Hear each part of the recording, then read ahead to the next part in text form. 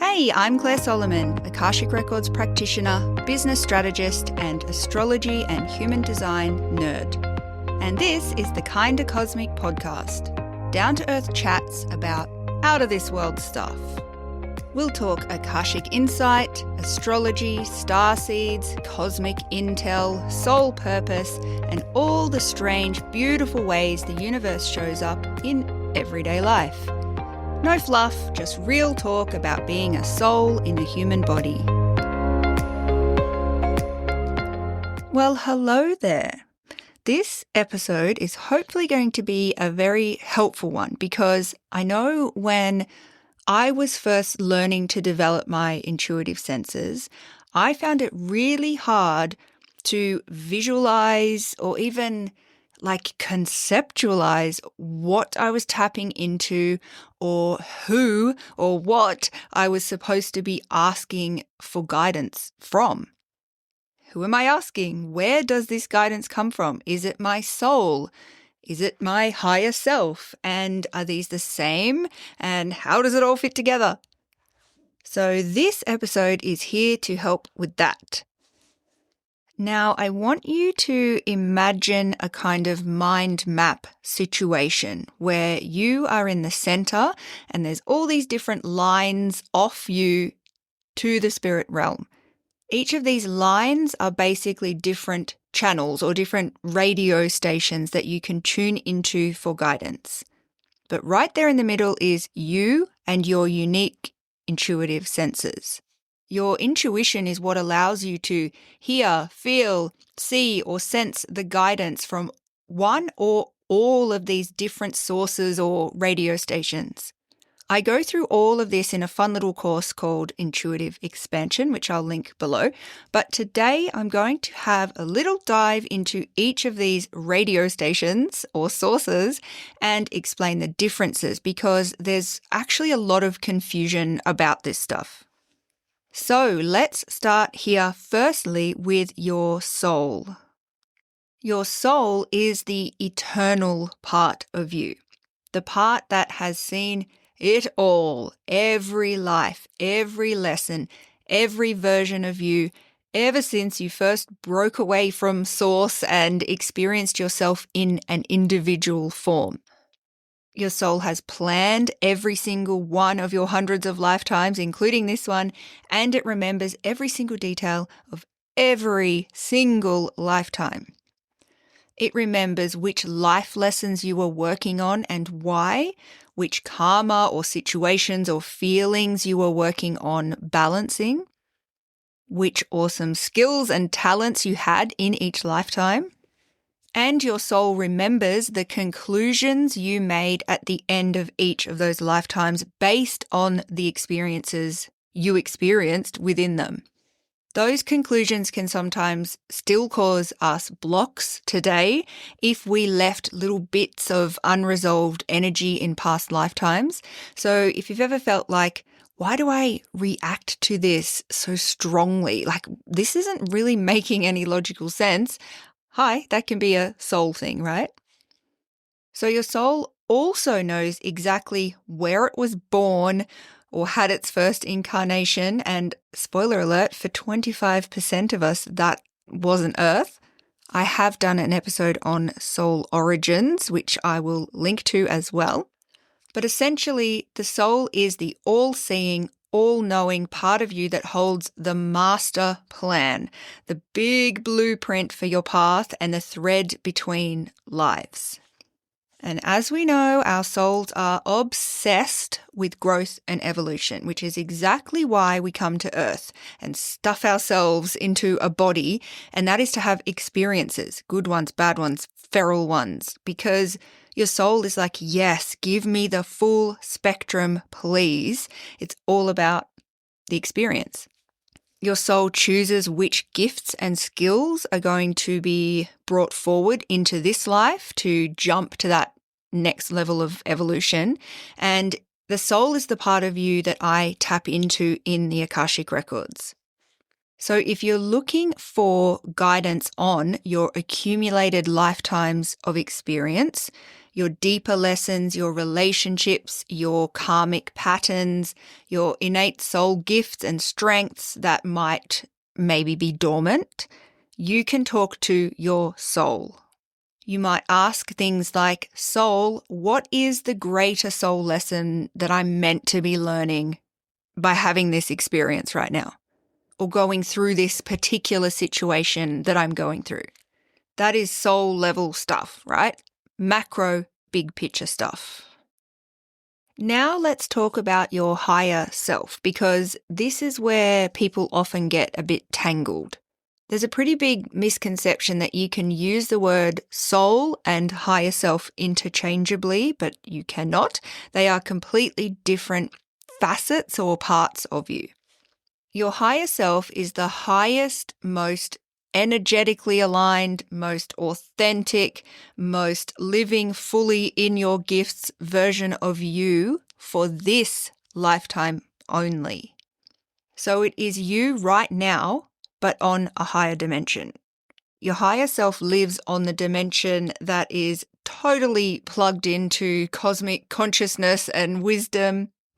So while your soul is obsessed with the overall growth and development across all of your lifetimes, your higher self is less concerned with that big macro many lifetimes view.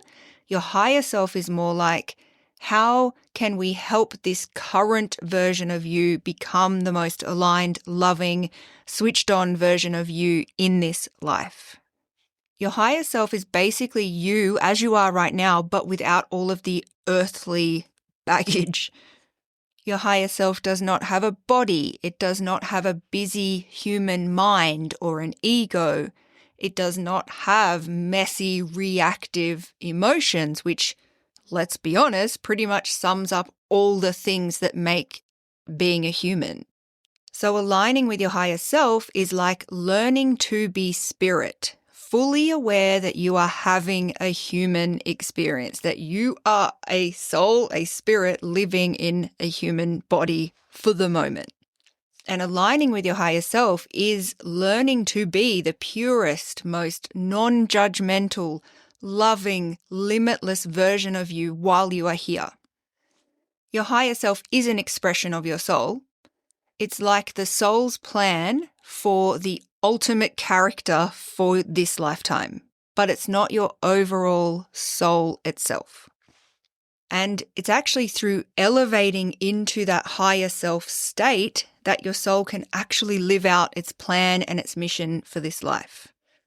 So if you want guidance on how to navigate this life with more self-love, more compassion, more self-awareness, more clarity in your personal growth, you can ask your higher self.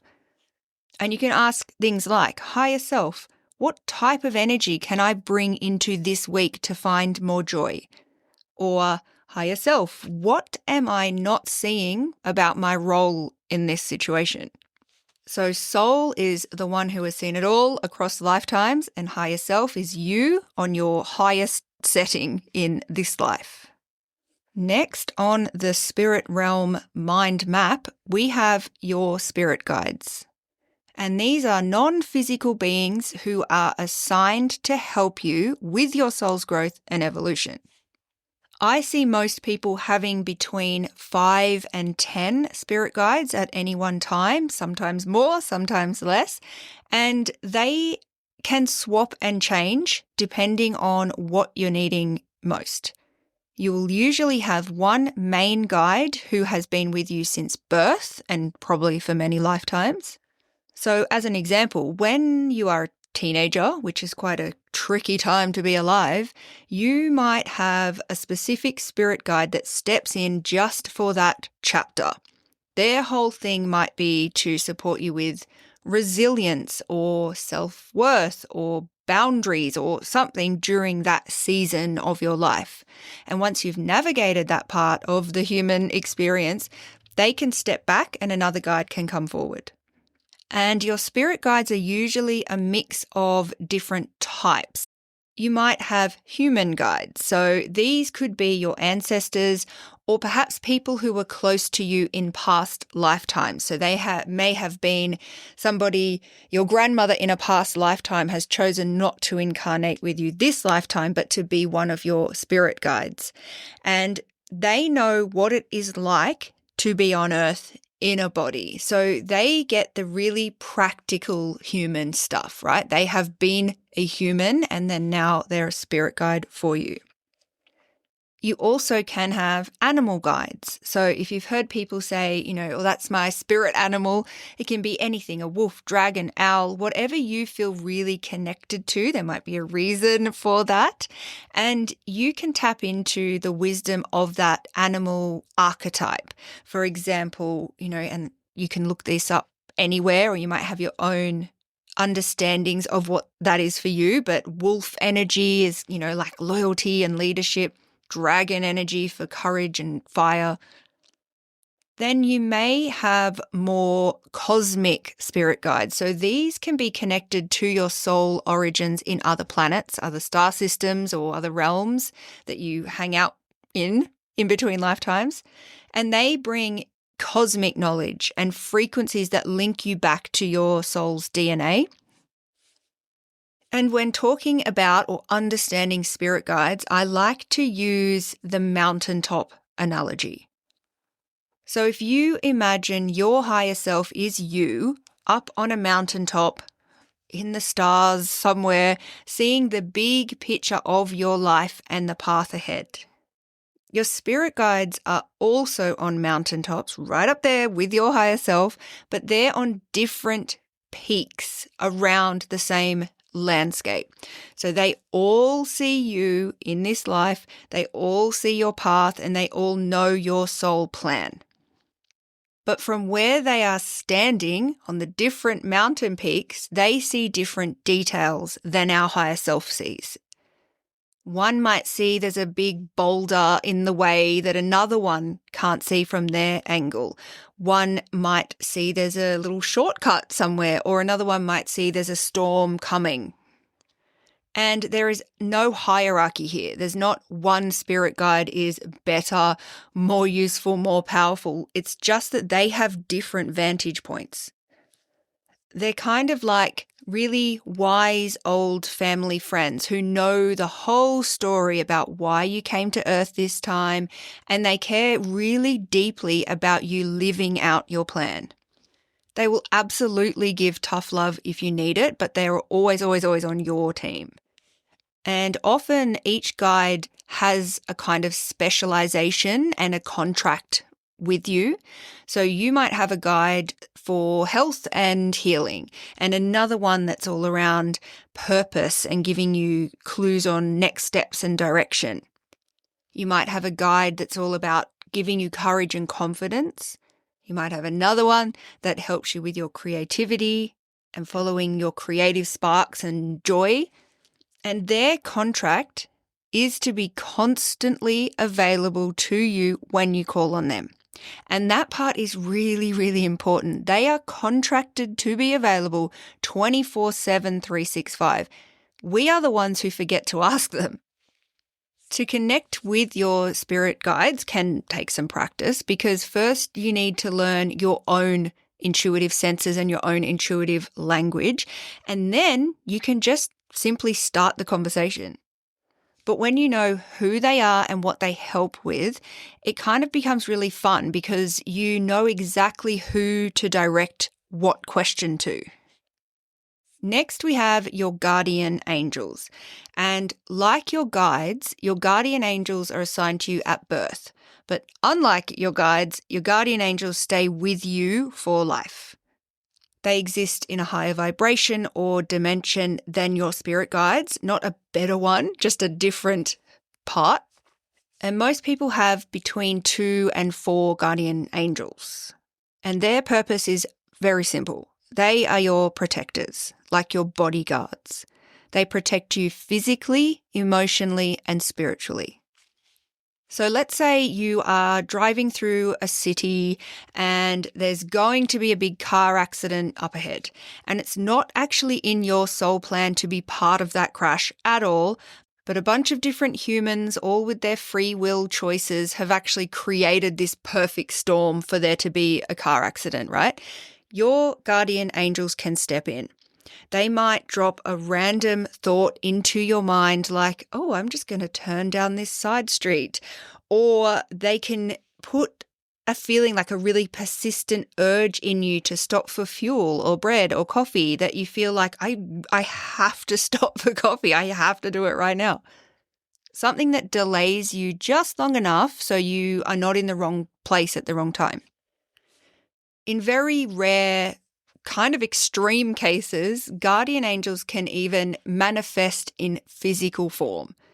For example, they could appear as a kind person with a twinkly eye who distracts you or asks you for the time or delays you just enough to protect you.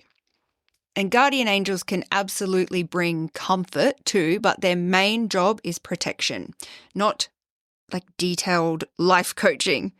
So if you want specific practical guidance about your path or your work or your relationships or your purpose, that is more of a soul/higher self/spirit guide conversation. Your guardian angels are mostly working quietly in the background, keeping you safe. Next, we have the ascended masters. These are divine beings who have ascended beyond the need to incarnate on Earth. Goals, right? They have basically completed their curriculum here on Earth and they've integrated all of the big lessons. They've mastered the whole having total awareness of I am a spirit having a human experience thing while they were still alive. And they've nailed the unconditional love, compassion, service thing that the rest of us are still learning and working on. They can choose to come back to Earth, but if and when they do, it's not usually for their own growth or evolution because they've mastered the earthly realm. It's usually for the good of humanity as a whole.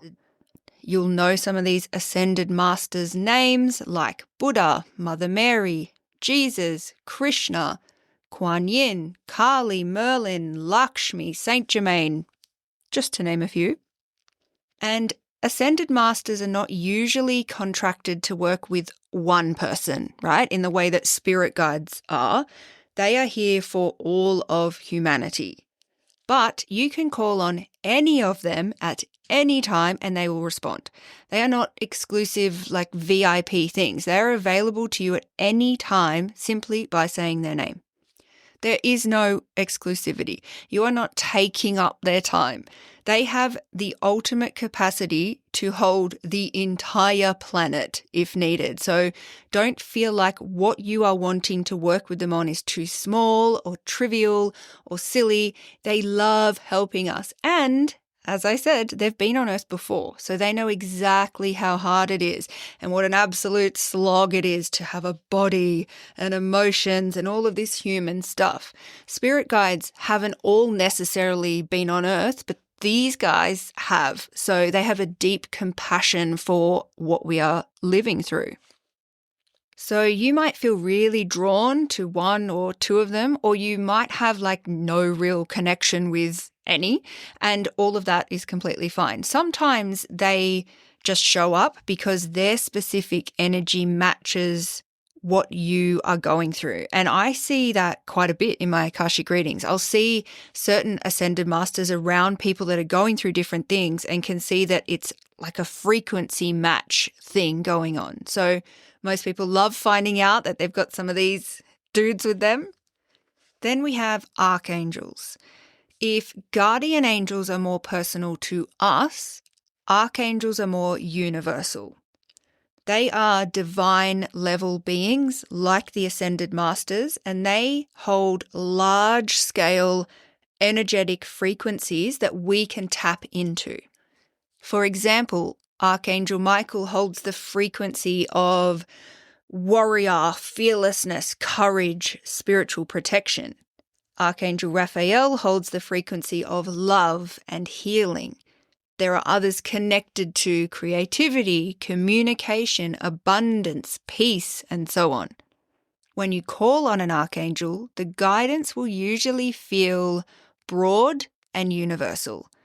Still obviously massively helpful and healing. It still applies to you, but it's not like here is guidance on your specific thing. It's more along the lines of you are loved, you are powerful, you are safe.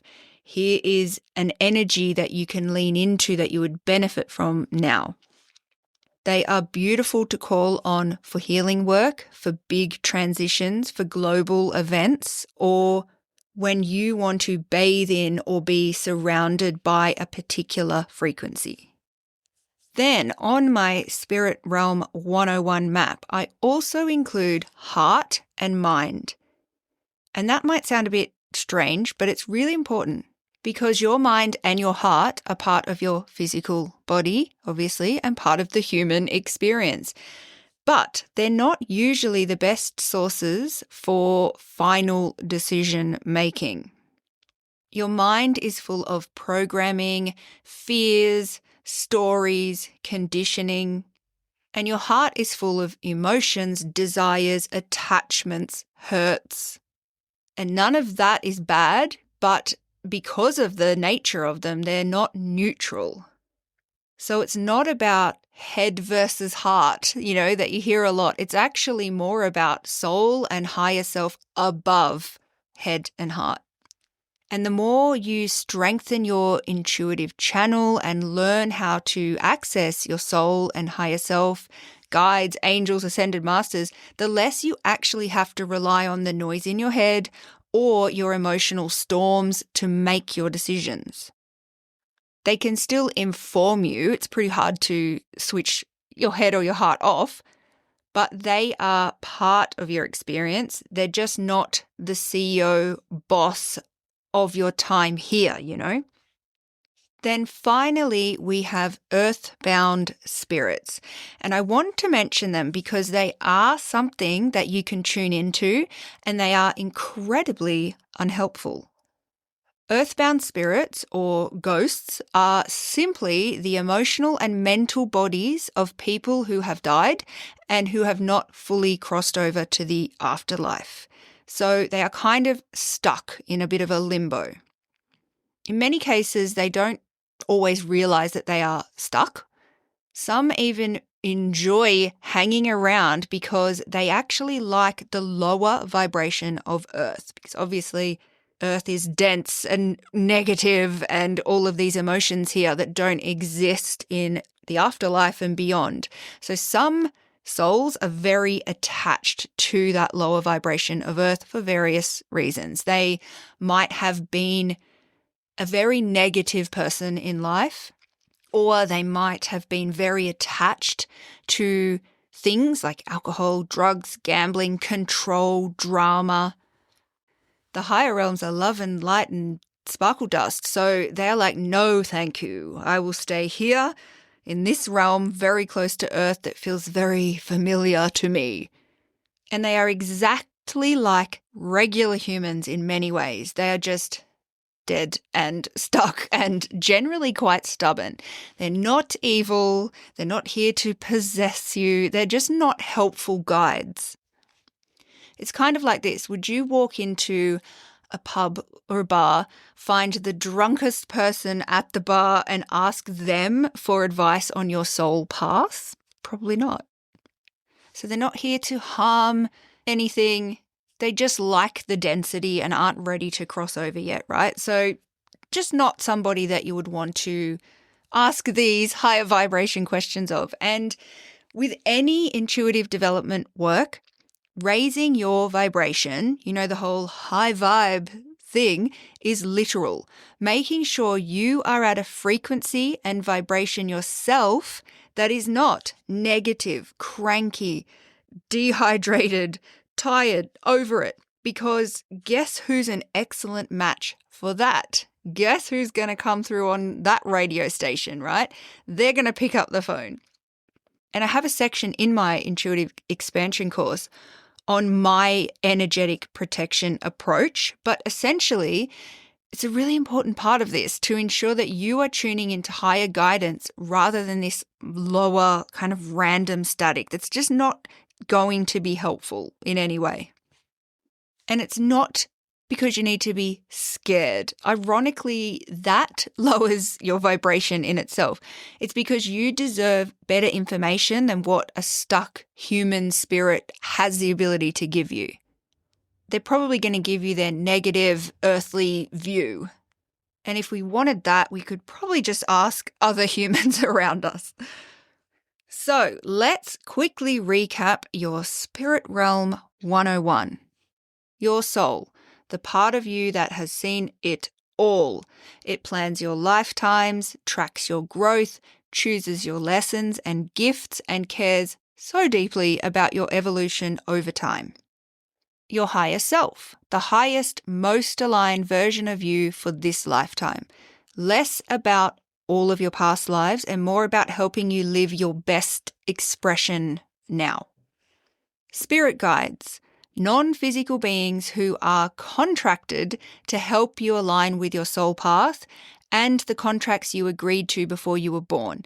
Different guides for different themes, wise, loving, specialized support. Guardian angels, your lifelong bodyguards. They protect you physically, emotionally, spiritually, and quietly redirect you when something is not aligned with your soul plan. Ascended masters, beings who have graduated from Earth School. They are available to everyone and offer very high-level wisdom and support for humanity as a whole.